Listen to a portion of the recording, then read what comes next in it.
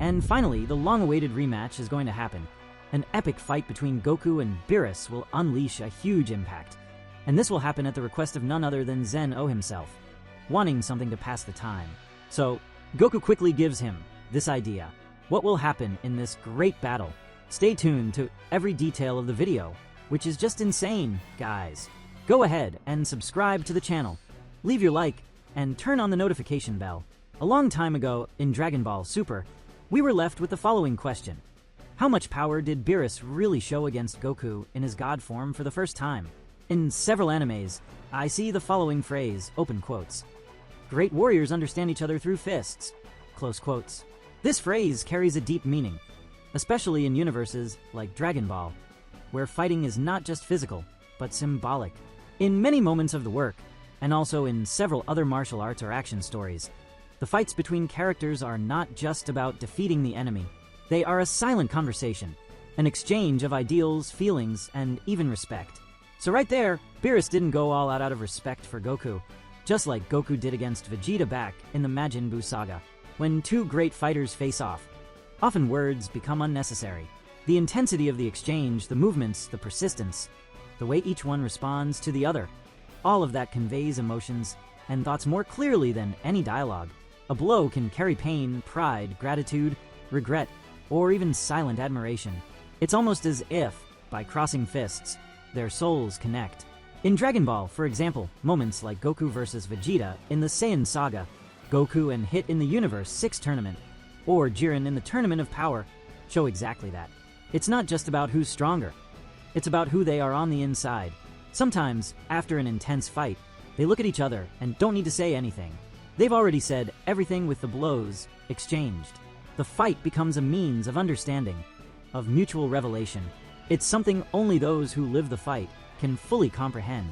This type of philosophy is also present in real martial arts, where many masters say that you truly know someone when you fight them. Because in a fight, you can't lie. That's where who you are is revealed. Your courage, your values, and your essence. So, yes, great warriors understand each other through fists, because fists speak the most sincere language that exists, the truth without disguise. So Beerus began there, after trading punches with Goku, to understand that he might have regretted not letting the Saiyans live when he ordered Frieza to destroy planet Vegeta. But luckily, we have some alive, and we had that epic battle, which now may finally get its rematch. And how will this be possible? With a request from Zen-Oh, something that would mean a test for the gods of the universes against their strongest warriors. And so this time, Beerus will have to go all out, so as not to embarrass himself, in front of Zen-Oh, and then it will be the long-awaited rematch by us, the spectators. Since this time, Goku has evolved a lot. Of course, if there's a battle that has been speculated for years by fans, feared by some, and desired by others, it's this confrontation right here. Ever since the God of Destruction from Universe 7 appeared in the movie Battle of Gods, a new level was established in the Dragon Ball universe. There, Bills showed a huge gap between him and everything that Goku and the other Earth warriors knew. In a few seconds, he annihilated Super Saiyan 3 Goku, ignored almost all of the Z Warriors' resistance, and only started to have fun when Goku first reached the Super Saiyan God transformation. And even then, Bills barely broke a sweat. At the time, he himself admitted to having used only a tiny fraction of his power. It was as if he were testing a child with potential, but without control yet. But years passed, and with them, Goku evolved like never before. From Super Saiyan Blue, which was born from the fusion of God with traditional Super Saiyan, to the current peak of Ultra Instinct, Goku transformed his body into a true divine weapon.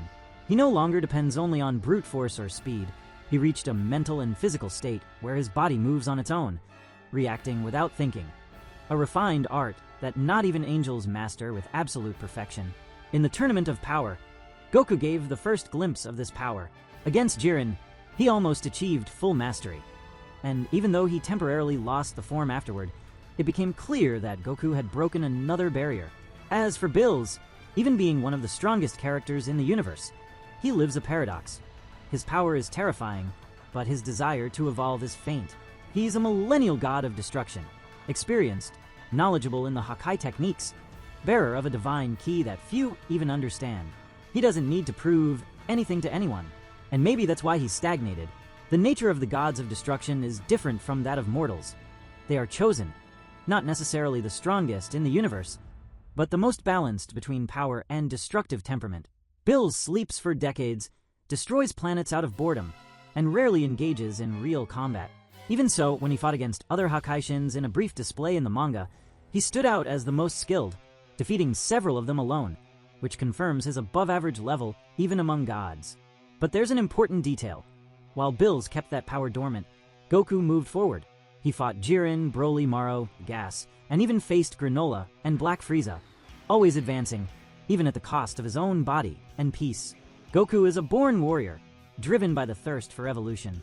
He trained with Whis, was inspired by Meru's, and learned that Ultra Instinct is not just a technique, but a state of existence. He understood that it's not enough to master the fighting style. His spirit must be aligned with it.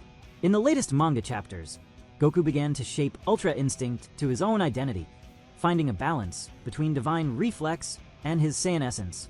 And this brought him closer to something few could imagine. Maybe one day surpassing Bills. If this fight happened now, it would be monumental. Not a destructive duel like those between Goku and Vegeta in the past, but a dance between two divine beings. Goku, using a fluid, natural, and adaptable Ultra Instinct, trying to break the barrier that separates mortals from gods. Bills, with his latent power, his millennial experience, his Hakai technique, and an unpredictable fighting style that mixes playfulness and brutality. The ideal stage would be somewhere neutral, like the Tournament of Power Arena, or even deep space, far from planets to avoid mass destruction. Maybe even Whis, curious about his pupil's progress, would be the referee. It would be a clash of styles. Goku with lightness, instinct, precision.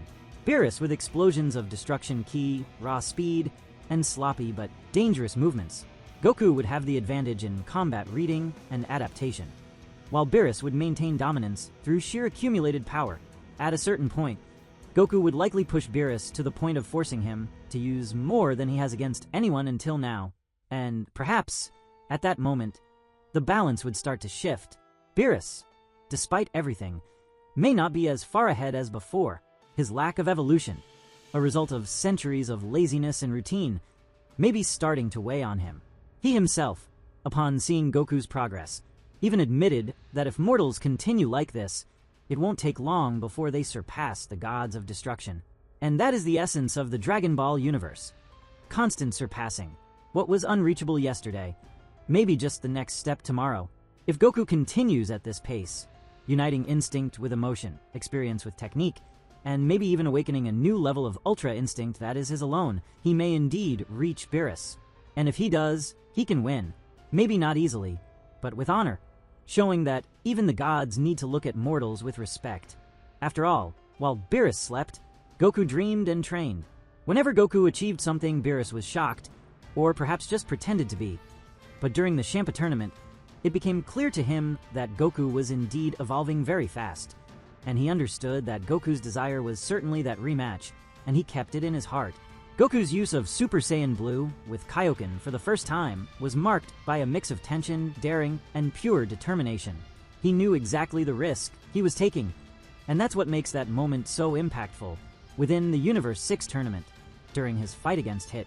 Until then, Kaio-Ken was a technique he hadn't used since the Z era, especially because it was extremely dangerous. It amplifies power, yes, but forces the body beyond its natural limit, risking internal rupture, sudden fatigue, or even death if poorly controlled. So Goku, in silence, did something no one expected. He combined Kaio-Ken with Super Saiyan Blue, something he had been training secretly, without telling even Vegeta or Whis. The moment he activates the technique, the battlefield's atmosphere changes completely. His intense blue aura, already naturally vibrant, is overtaken by a flaming red overlay. Goku smiles, not out of arrogance, but because he's exactly where he loves to be most, at the absolute limit, where only those who challenge the impossible can exist.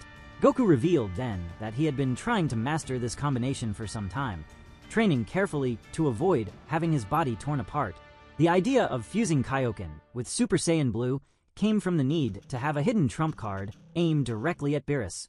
The great factor in this equation is that while Beerus remains, Goku moves.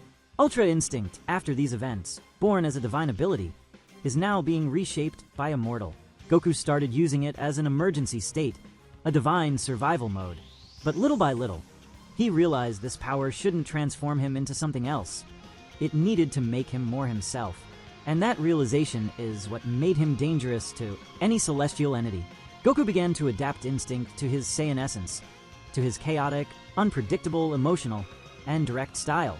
This makes him unique, incomparable, and most importantly, still growing. Now imagine this confrontation really happening. No limits, no holding back. A Goku with complete Ultra Instinct, fully molded to his personality, against Beerus, the most lethal of the Hakurishins. The ideal stage would be a neutral dimensional plane, possibly created by Whis or the Grand Priest, to contain the destructive impact. There, they face each other. No words, just energy accumulating like cosmic thunder. The universe seems to hold its breath. And then they move. Beerus starts by testing, as always, a quick blow, a partial Hakai, trying to measure the threat level. But Goku is no longer that Saiyan from the past. He responds with perfect reflexes, the body dodging before thought, an almost instinctive dance that disarms the god mid-move. The first minutes are a speed exchange, so absurd that not even Whis could narrate it.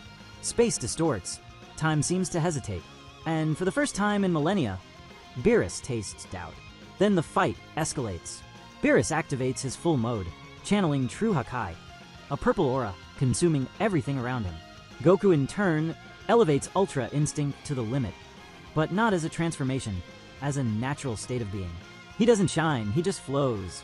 He doesn't think, he is the fight. Each blow, exchanged, carries centuries of martial knowledge. Each dodge is a silent conversation between divine bodies.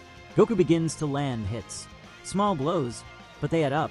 The pressure on Beerus increases, and that's where the real conflict arises. It's not just a matter of strength, it's philosophy. It's a war between the stagnation of the absolute and the restlessness of the infinite. Beerus is the pinnacle of consolidated power, who no longer needs to prove anything. Goku is the constant flow, the flame that never goes out. And the longer the fight lasts, the more that flame heats the battlefield. But it wouldn't be simple. Beerus is still a god, and when pressured, he shows why he is feared. An unexpected attack, a burst of pure Hakai, reduces Goku to almost nothing for a moment. But Goku smiles, not out of arrogance, but because this fight is everything he ever wanted. He gets up. He always gets up. The fight reaches its climax. Goku enters a state where Ultra Instinct seems to merge with his life force. There is no name. There is no form. Just him, in his purest version.